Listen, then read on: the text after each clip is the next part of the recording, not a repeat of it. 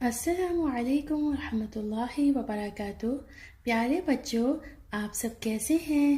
اللہ تعالیٰ سے دعا ہے کہ اللہ آپ سب کو ہمیشہ خوش رکھے اور ایسے ہنستا مسکراتا رکھے۔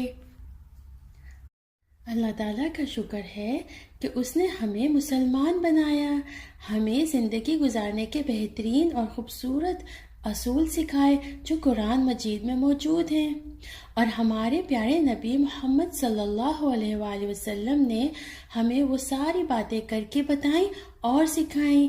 الحمدللہ۔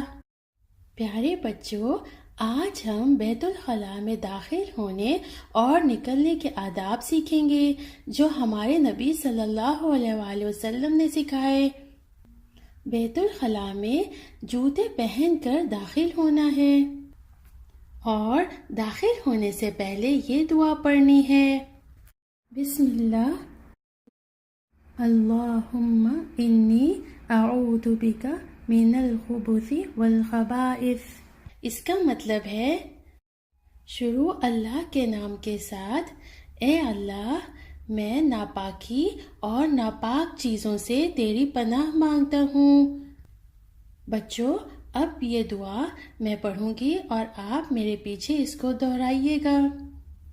اللہم انی اعوذ بک من الخبث والخبائث۔ اللہم انی اعوذ بک من الخبث والخبائث۔ اللہم انی اعوذ بک من الخبث والخبائث۔ پیارے بچوں، بیت الخلاء میں داخل ہوتے وقت پہلے بایاں پاؤں اندر رکھیے اور نکلتے وقت دایاں پاؤں نکالیے۔ بچوں، بیت الخلاء میں کوئی بات نہیں کرنی کیونکہ یہ بولنے کی جگہ نہیں ہے۔ ہمیں کوئی ایسا کام نہیں کرنا جس سے اللہ سبحانہ تعالیٰ ناراض ہوں۔ پیارے بچوں، بیت الخلاء میں آپ نے پیشاب کی چھینٹوں سے بچنا ہے کیونکہ یہ ناپاک ہے، اور ہمیں پتہ ہے کہ ناپاک کپڑوں کے ساتھ نماز نہیں ہوتی۔ جب آپ بیت الخلاء سے نکلیں تو پہلے دایاں پاؤں نکالیے اور باہر آنے کے بعد یہ دعا پڑھیے، غفرانک۔ اس کا مطلب ہے اے اللہ میں تیری بخشش چاہتا ہوں۔